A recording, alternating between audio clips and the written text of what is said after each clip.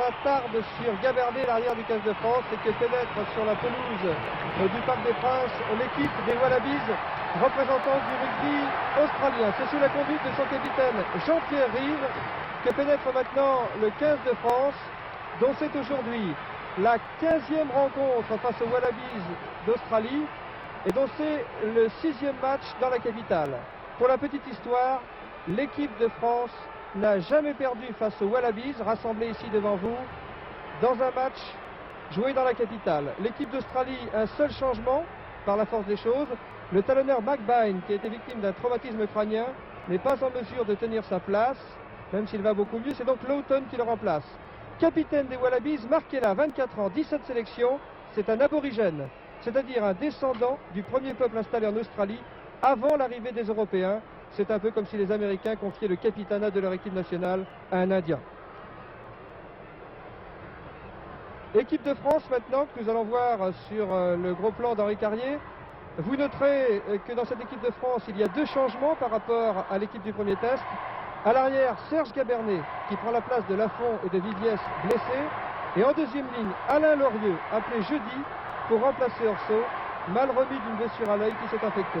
Capitaine de l'équipe de France, Jean-Pierre Rive, 30 ans, 54e sélection aujourd'hui, et capitaine de l'équipe de France pour la 22e fois, ce qui constitue un record. Ce match va commencer dans quelques instants dans un Parc des Princes qui n'est pas tout à fait plein, mais qui est coloré et bruyant. L'arbitre de la rencontre est un Néo-Zélandais, Graham Harrison. Il a 46 ans. Il est agent général Ford à Wellington. Et c'est le 3e test match qu'il arbitre entre la France et l'Australie. Le premier, c'était en 81 à Brisbane. Le deuxième, c'était la semaine dernière à Clermont-Ferrand. Monsieur Graham Harrison a la réputation d'être un arbitre tatillon. Ces deux juges de touche sont deux Français, Francis Palmade et Jean-Claude Hichet. Et pour commenter avec moi ce match de l'équipe de France, rassemblé ici aux côtés de Jean-Pierre Rive, le capitaine des capitaines, Lucien Mias, tandis que maintenant on écoute les hymnes nationaux.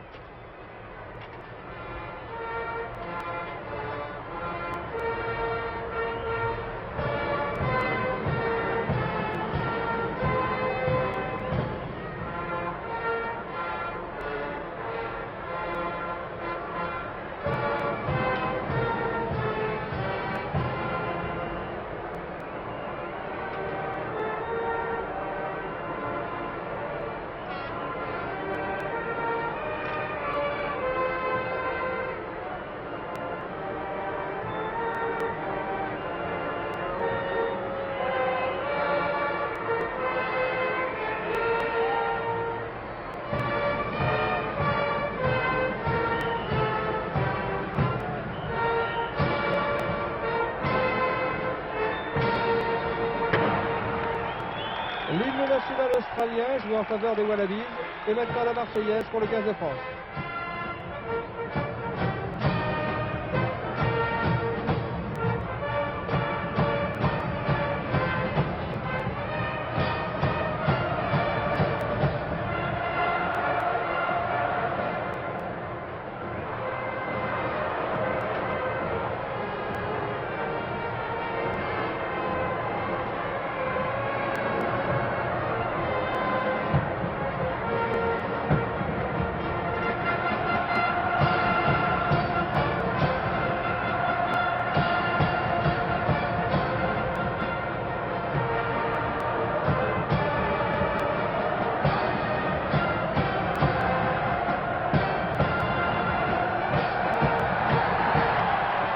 Lucien Mias, ces moments qui précèdent le coup d'envoi juste après la Marseillaise, ça vous remue les tripes, hein? Énormément. Vous savez que c'est dans cette période que les joueurs qui sont tendus, qui sont prêts à livrer le match, sont émus par cette Marseillaise et vont donner encore davantage. Oui, davantage, car il faut gagner.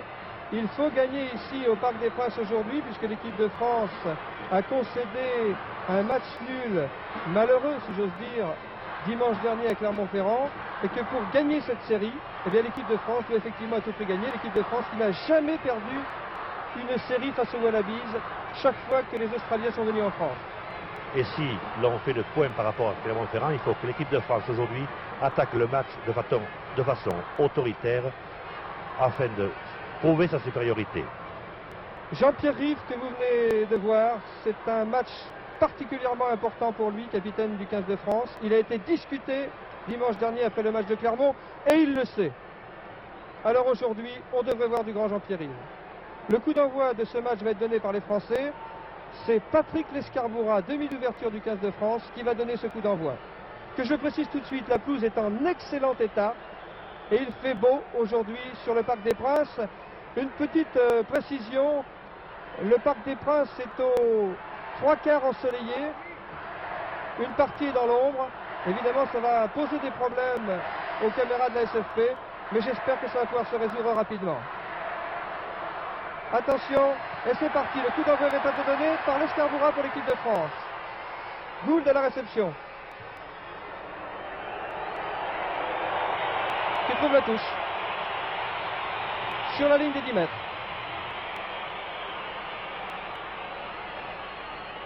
Les sifflets du public du Parc des Princes, car évidemment, le public du parc préfère le jeu à la main, mais le pied, ça fait partie du rugby football. Philippe Dintrans qui fait la remise en touche. Roche a pris la balle. Bonne détermination du pack français qui, sur cette touche, s'est avancé rapidement pour bloquer l'utilisation de la balle. On part sur un bon ton, Pierre. Mêlée, introduction à la France. Jérôme Galion fait l'introduction. Mêlée autoritaire, c'est bien. Les Français sont décidés à livrer le combat aujourd'hui. Nous allons gagner ce match. Et M. Harrison intervient pour remettre les deux premières lignes en mêlée correctement. C'est une entrée en mêlée autoritaire mais non violente. Les adversaires luttent aussi dans la mêlée et se mettant en face, essaient de se dominer.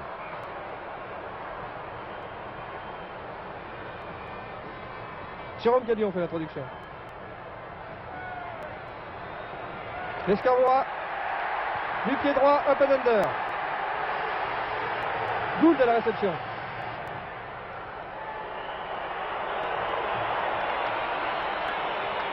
Et il trouve la touche. Amis téléspectateurs, regardez la position d'Herbani en troisième ligne. Il pousse à gauche entre le troisième aile et le seconde ligne afin d'empêcher les Australiens d'aller embêter le demi-mêlée. Touche en cloche, joué par Dintrans, récupéré par Herbani pour la France. Les pénalités au bénéfice de l'équipe d'Australie. Une infiltration française à la touche, sanctionnée par M. Harrison.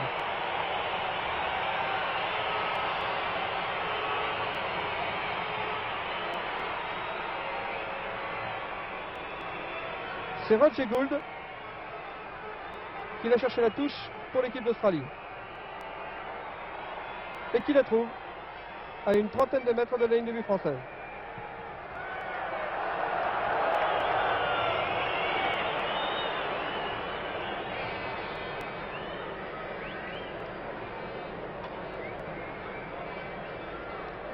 Et si le jeu est arrêté, c'est parce qu'on cherche le ballon, mais ça arrive. Voilà.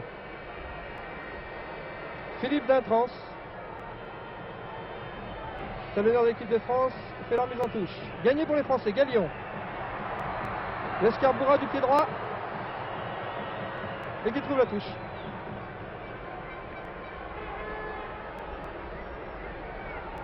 Numéro 13, c'est Philippe Sellal, 3/4 de l'équipe de France. La mise en jeu est australienne. C'est Lawton, le talonneur australien, le plus jeune joueur du match sur le terrain aujourd'hui, qui fait cette remise en touche. 20 ans, il a Lawton. Oui, il y a encore une pénalité en touche. Les Français seront sanctionnés par M. Harrison. Deuxième pénalité au bénéfice de l'équipe d'Australie. Et c'est Marquella, le capitaine, qui vient de s'approcher pour indiquer qu'il va tenter la touche, qu'il va tenter la pénalité. Le saut du sauteur était régulier, il a sauté dans l'intervalle, il a le droit de dépasser l'intervalle. Par contre, il semblerait que ce soit un Français qui ait tiré un Australien. Toutefois, je rappelle qu'en touche, ces Australiens, eux, ne jouent pas régulièrement, s'enfonçant avant que le ballon ne soit joué. C'est David Kempese, le 3/4 aile droit de l'équipe d'Australie, qui va tenter cette pénalité. Kempese, c'est le buteur numéro 1 des Wallabies. Et pourtant, depuis le début de la tournée en France, il n'a marqué qu'une pénalité par match. Autrement dit, s'il passe cette pénalité, il a déjà rempli son contrat. Mais ce ne sera peut-être pas suffisant pour gagner la partie.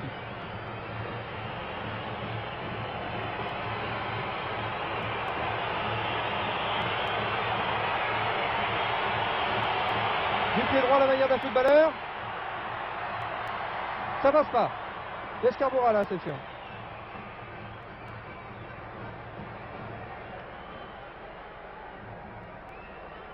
Renvoi aux 22 mètres, effectué par Jean-Baptiste L'Escarborough.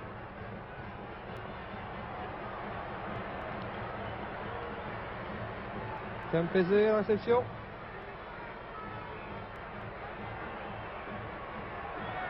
Gabernet.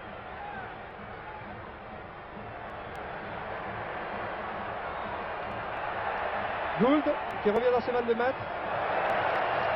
L'avant bleu avec le droit de foncer sur Gould, car lorsque Gould a touché la balle, l'avant bleu était à 10 mètres. Gould l'ayant laissé tomber, les avants n'étaient pas hors jeu. En tout cas, l'arrière australien concède une touche dans ses 22 mètres. Et c'est d'intrance pour la France qui fait leur mise en jeu.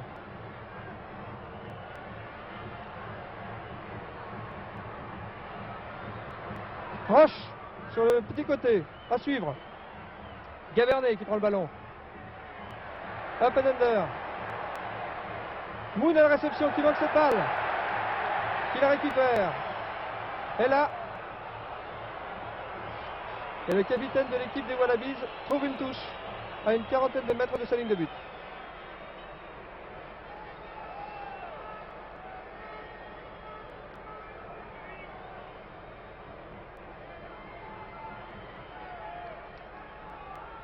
Crémachi en premier plan. Jérôme Gallion, vous venez de voir. Prise de balle Condon pour la France. Très bonne Gallion. prise de balle. L'Escarborough. Bien joué. Gallion.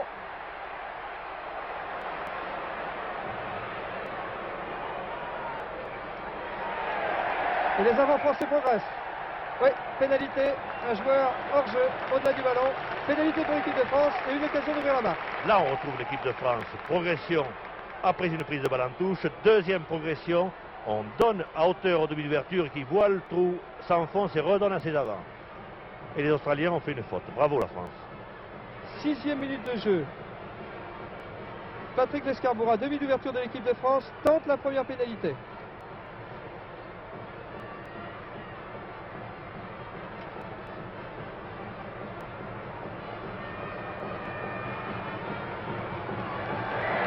Et ça passe.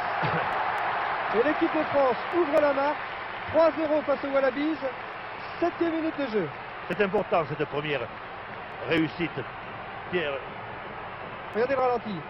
Le coup de pied très puissant de Patrick L'Escarborough qui, avant, bottait à la manière d'un footballeur en brossant sa balle et qui a changé sa manière de botter depuis cet été, depuis l'intersaison. Il botte maintenant du pointu et il est beaucoup plus précis. Le fait de marquer à la marque, de mener à la marque pour cette équipe qui doutait depuis Clermont-Ferrand est une excellente chose et va les encourager dans leur état d'esprit d'entreprise. 3-0 donc pour les Français. C'est bien parti. Ça commence bien. On dit qu'on a perdu le ballon. Voilà. C'est Marc qui est là, le capitaine de cette équipe des Wallabies, qui va faire leur mise en jeu. Marc est là. Il a refusé la somme de 150 millions de centimes qui lui a été proposée pour devenir professionnel de jeu à 13. Et il succède à Marc Lone et Tony Shaw comme capitaine des Wallabies. C'est lui qui fait leur mise en jeu.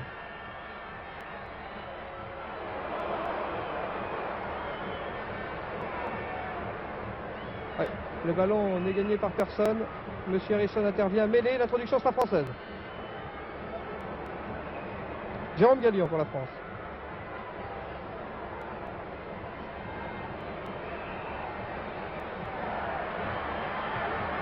L'Escarborough. Il trouve la touche. Très bonne coordination actuellement pour la sortie de balle en mêlée. Il y a une correction qui s'est faite depuis la semaine dernière. Les sorties sont franches et la position d'Herbani à l'extérieur favorise la transmission de la balle à l'Escarborough. C'est l'automne pour l'équipe d'Australie qui va faire la mise en touche. Nous sommes à une quarantaine de mètres de la ligne de but des Australiens. Vaughan. Oui, intervention de M. Harrison, l'arbitre néo-zélandais de ce match, qui accorde une pénalité aux Australiens. Roger Gould qui va chercher la touche. Gavernet à la réception. Et l'Escarborough du pied droit trouve la touche sur la ligne médiane. Regardons bien cette touche, Pierre, mais il me semble que l'arbitre exagère un peu. Les Australiens trichent en touche. Lawton fait cette remise en touche. Ah, il y a toutes les ficelles du métier là qui interviennent, hein, Lucien. Reeves s'empare de la balle. Chamachi maintenant. Très bonne progression, il faut donner la balle derrière maintenant. Gallio. C'est fait, bravo. Petit côté pour Escarbora. Escarbora pour Gabernet. Dans les 22 mètres de l'équipe d'Australie. Reeves maintenant. Plus que 10 mètres de la ligne de but de Wallabies. Hop, raté, dommage. Escarbora fait le choix de taper un drop. Ce n'était peut-être pas le choix le plus judicieux, surtout après ces deux progressions des avants qui avaient porté le jeu sur l'axe profond. D'autant que la défense australienne n'avait pas eu le temps de se replacer. C'est là qui s'empare de la balle. Qui cherche la touche. Ne la trouve pas. Marquez-la. Attaqué par deux Français. Et touche. Auparavant, M. Harrison avait sifflé en avant. Mêlée. Un quart d'heure de jeu, Pierre. Le ton du match est donné. Les Français attaquent ce match aujourd'hui avec détermination. C'est Vaughan pour l'équipe des Wallabies sur les 22 mètres de l'Australie qui va faire cette remise en mêlée. Gould ne trouve pas la touche. Gabernet à la réception. Up and under. Et très belle touche trouvée par Gabernet, tout près de la ligne de but de l'équipe des Wallabies. Serge Gabernet, la troisième fois qu'il rencontre l'Australie aujourd'hui, mais son dernier match en équipe de France, c'était contre l'Irlande dans le tournoi 82. Gros plan sur Crémachi, sur Lorieux. Crémachi, pilier de l'équipe de France. À côté de lui, en arrière-plan, Williams, c'est lui qui a blessé Jean-Baptiste Lafont dimanche dernier à Clermont-Ferrand, après un plaquage à retardement. À 5 mètres de la ligne de but de l'équipe d'Australie. Herbagny a gagné cette balle pour la France. Oui, oui. Pénalité pour l'équipe de France. Infiltration des Australiens à la touche. Sanctionné par M. Harrison. Les Français hier ont bien préparé le travail à la touche de protection qui avait été inexistant à Clermont-Ferrand. Et il s'avère qu'aujourd'hui, c'est payant puisqu'il donne de très bonnes balles à Gallio. Et une opportunité pour Patrick Lescarbura à la 11e minute de ce match d'aggraver la marque puisque l'équipe de France, je vous le rappelle, mène par 3-0.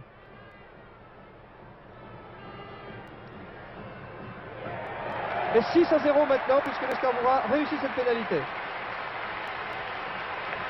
Mais à l'écran, on ne note pas la domination. Regardez le ralenti. La balle passe très bien entre les poteaux. C'est un jour de réussite pour l'Escarbura. C'est de bon augure pour cette équipe de France. Qui vous surprend, Lucien? Oui, parce que la domination de l'équipe de France est très importante. Nous avons joué pratiquement dans le terrain australien et nous avons surtout dominé dans toutes les phases de jeu. On ne peut parler encore du système de jeu australien, ils n'ont encore rien fait. Alors... Marquez-la fait la remise en jeu. D'Intrance a fait cette balle. Et pénalité. Pénalité, c'est un joueur français qui est sanctionné, oui. Pénalité pour l'équipe des Wallabies. C'est Vaughan de Lumelec à la balle qui la donne à son capitaine Marquella.